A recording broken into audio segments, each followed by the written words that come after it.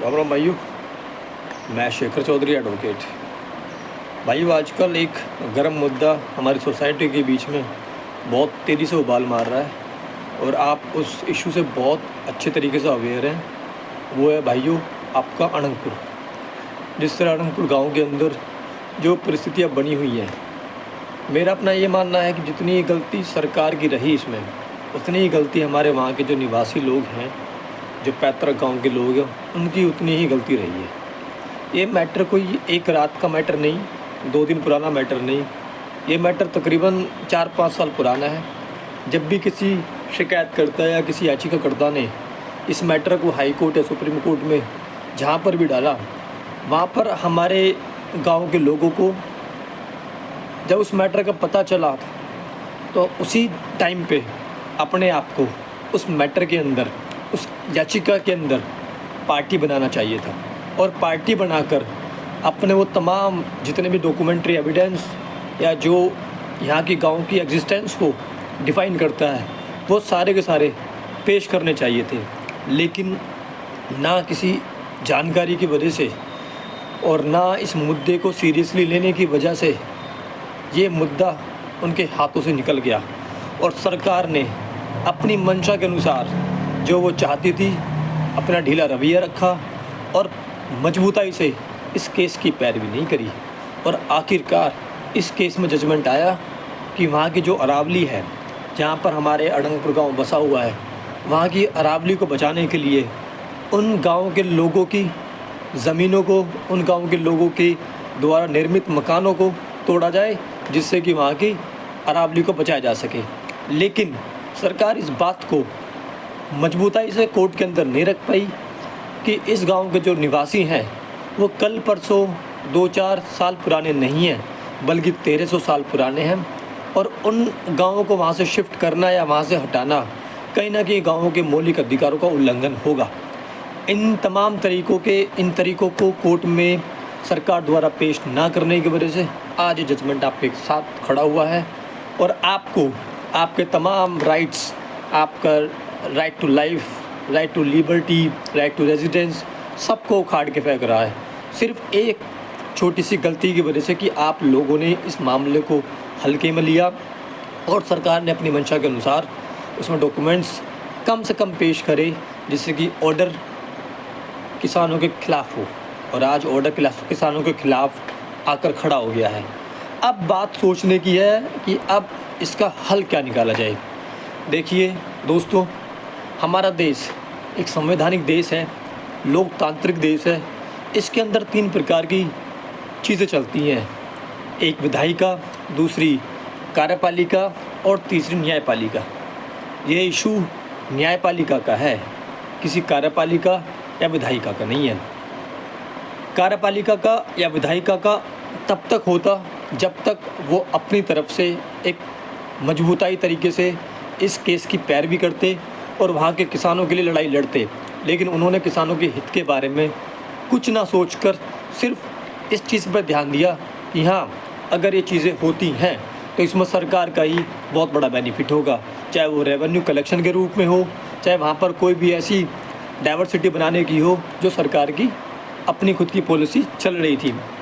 लेकिन अब इस तरह के माहौल में जिस तरीके से सरकार के प्रतिनिधि हमारे समाज के बीच में आकर आश्वासन देते हैं कि मैं इसको हाथ नहीं लगाने दूंगा, मैं कुछ नहीं करने दूंगा, कहने की बात ये है कि ये मैटर अब उनके हाथ का भी नहीं रहा।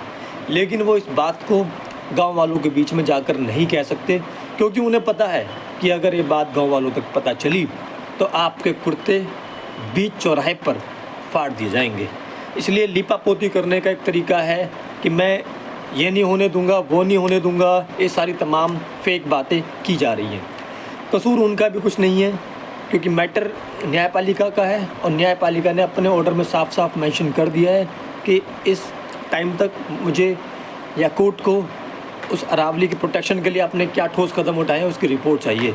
तो कार्रवाई एडमिनिस्ट्रेशन अपने हिसाब से कर रहा है, लेकिन लापरवाही इसमें हमारे किसान भाइयों की, वहाँ के लोगों की और सरकार की बहुत बड़ी हुई है।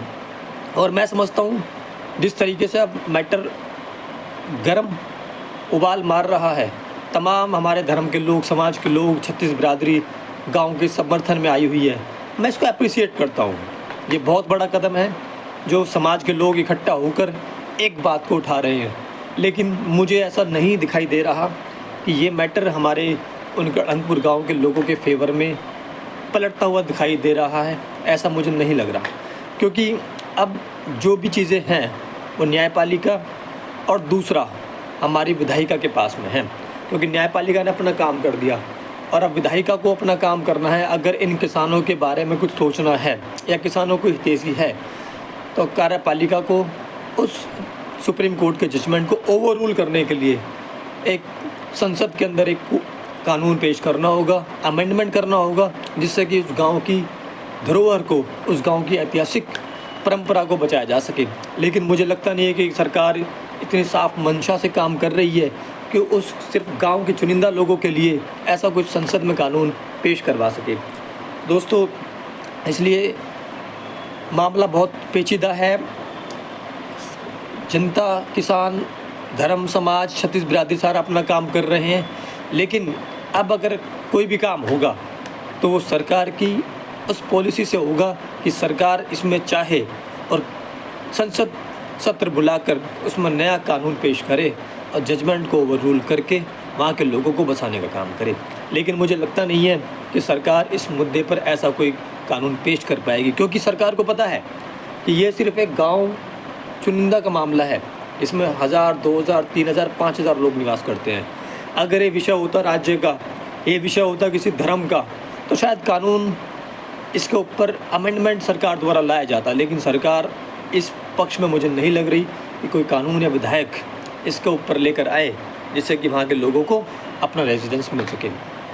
तो मैं ये रिक्वेस्ट करना चाहता हूँ इस माध्यम से कि आप लोग अपनी ईमानदारी के साथ, अपने उस पोटेंशियल के साथ, कैपेसिटी के साथ धरना प्रदर्शन करते रहें।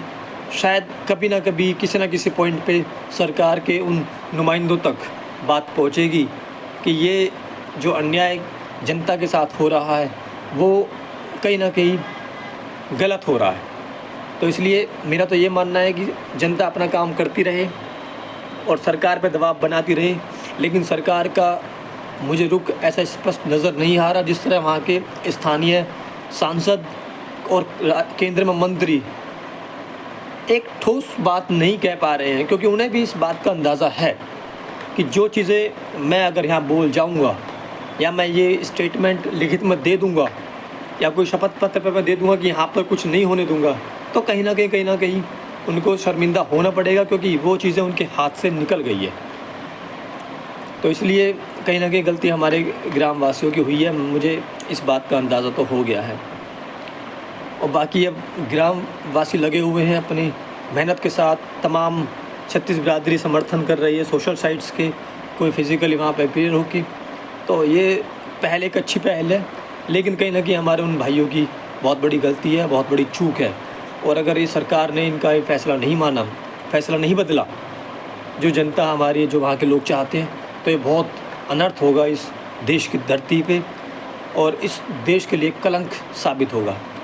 और बीजेपी सरकार जानबूझ करके इन तमाम गरम मुद्दों को भुनाना चाह रही है, जिससे कि उनके जो चुनिंदा लोग हैं, जिनके लिए वो सरकारें नियुक्त की गई हैं, जिनके लिए बड़े बड़े तमाम फर्मों ने उन्हें पैसा दिया है, उनके लिए ये सरकारें काम कर रही हैं। तो इसलिए भाइयों, मेरी तो आपसे यही रिक्वेस्ट है कि आप अपनी तन मन धन के साथ इस धरने में शामिल हों। तमाम लोग वहाँ पर जाएं, सरकार की सोती हुई सरकार को जगाएं और बताएं उन्हें कि ये जो आपने फ़ैसला पैरवी ना करके और ढीले रवैये से जो आपने पैरवी करी, वो आपने बहुत गलत किया। इन चीज़ों को बताया जाए और सारे भाई लोग समर्थन करें इस गांव का, क्योंकि एक दूसरे के सहारे से ही लोगों को ऊंचाइयों तक पहुंचने का मौका मिलता है। और अगर इंडिविजुअल कोई काम करेगा तो उसको एक छोटा सा चैटा, छोटा सा मच्छर समझ के मार दिया जाएगा। तो इसलिए मेरे भाइयों, आप अपनी इस मेहनत के साथ लगे रहें।